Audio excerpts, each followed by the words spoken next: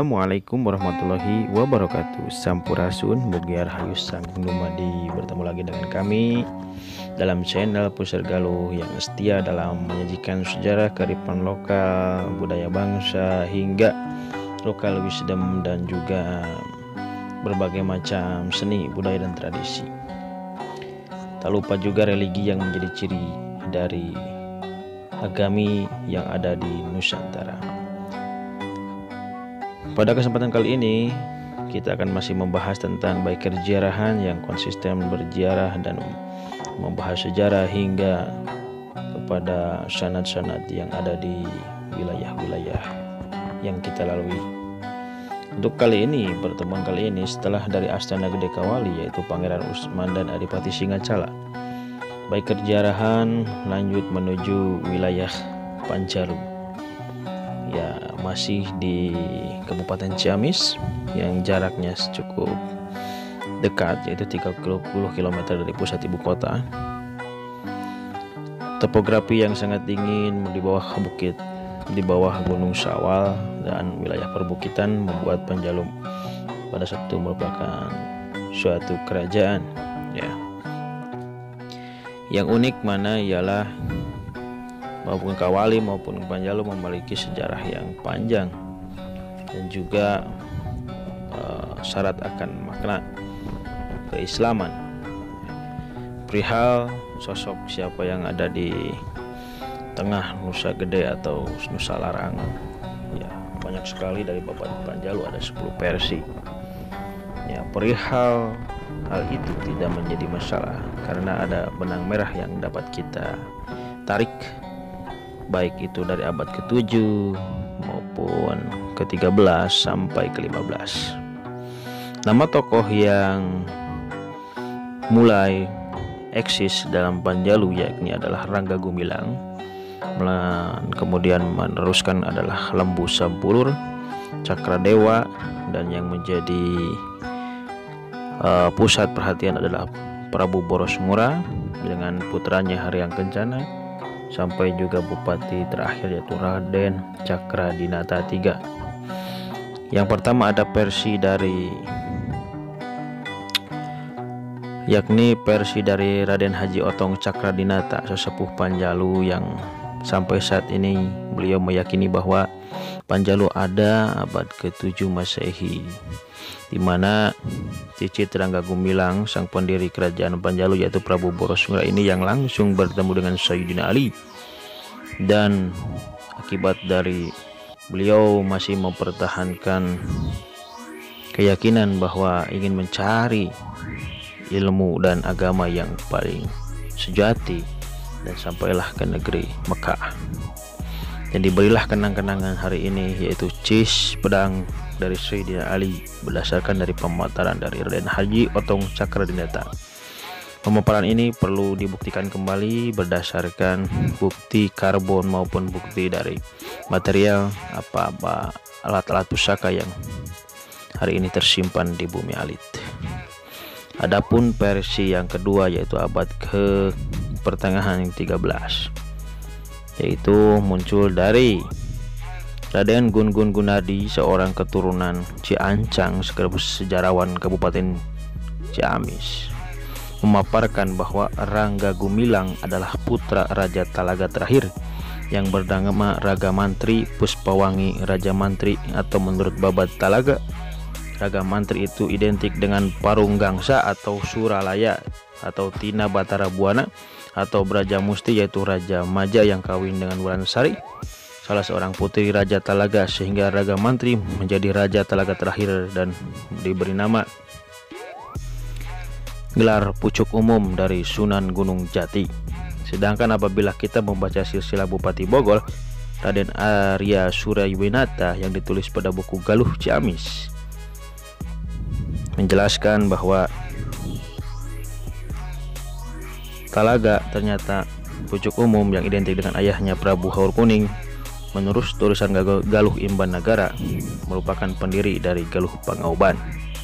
Jadi kesimpulannya bahwa Prabu Haur Kuning yang mendirikan kerajaan Galuh Pangauban di Citputra Pinggan merupakan kakak ataupun berkakak kepada pendiri Panjalu. Ya, itu dari versi abad ke-13. Adapun abad ke-15 versinya ialah menurut Gus Dur, ya, yang dipaparkan pada haul di pesantren Peta Tulungagung pada tanggal 21 Mei 1996, serta dijelaskan lagi oleh Gus Dur pada tanggal 5 Juli 2000 di Panjalu bahwa Mbah Panjalu, Syekh Panjalu yang dimakamkan di Nusa Gede atau Nusa Larang Situlengkong Panjalu, yang menurut masyarakat Panjalu adalah Prabu Haryang Kencana putra Prabu Boros Ngora, adalah Sayyid Ali bin Muhammad bin Umar yang datang dari Pasai Aceh untuk menyebarkan agama Islam di Panjalu. Menurut Gus Dur pula bahwa Syekh Muhammad, ayah dari Sayyid Ali, adalah Wangsa Gopara yang dimakamkan di Ciater, Subang, sedangkan kakeknya adalah Umar, bangsa Arab yang menyebarkan Islam di Pasai Aceh. Sayyid Ali Muhammad bin Umar bersaudara dengan Syekh Datu Kahfi Cirebon yang nantinya menjadi mertua Sunan Gunung Jati. Bahkan menurut Gus Dur pula bahwa pendiri pesantren Peta di Tulungagung yaitu Kiai Haji Mustaqim bin Husain adalah keturunan ke-19 dari Mbah Panjalu, Syekh Sayyid Ali bin Muhammad bin Umar. Ya, ini ada titik kesamaan, yakni abad ke-15. Bila ditarik bahwa Haryang Kencana, atau juga ada yang mengatakan bahwa identik dengan Wastu Kencana menurut Dr. Ayatul Rohaindi, dan Boros Ngora identik dengan Prabu Bunisora. Begitupun dengan Sayyid Ali yang identik dengan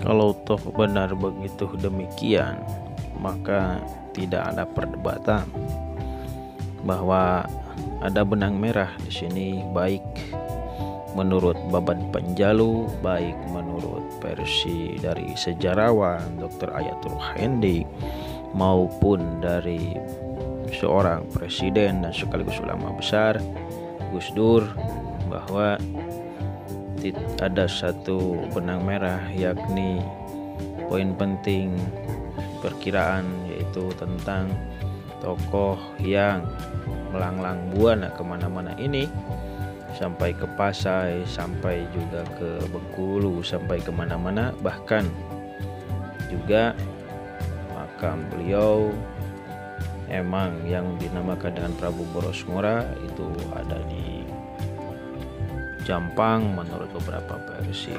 Namun masyarakat meyakini bahwa jangan mencari jasad maupun makam, tapi carilah hasil dari pusaka yang hari ini sering dibawa untuk simbol keislaman dan simbol kejayaan wilayah Tatar Galuh, khususnya daerah Panjalu. Pepagon agama yang jangan lupa terhadap ulama. Dan inilah nyantri Nyunda Nyakola nyantika wilayah Panjalu, dan mudah-mudahan kita sebagai penerusnya bisa memberikan suatu spirit tambahan motivasi dalam perjuangan menegakkan syiar Islam, memberikan generasi-generasi penerus yang lebih memiliki dasar keilmuan, dasar keislaman, dan juga perjuangan tentang menegakkan hak dan batil, atau kita kenal hari ini dengan fase fisik. Dan insya Allah Pesak akan membarengi ketika kita meniatkan dalam hati untuk mencari ridho ilahi. Demikian pemaparan kali ini tentang perjalanan kami baik kerjarahan di wilayah Panjalu. Perihal apapun itu, yang penting adalah tentang kita menghargai masa lalu dan kita pergunakan untuk inspirasi hari ini dan motivasi untuk kehidupan yang lebih baik lagi. Akhirul kalam, assalamualaikum warahmatullahi wabarakatuh. Sampurasun. Mugia rahayu sagung dumadi.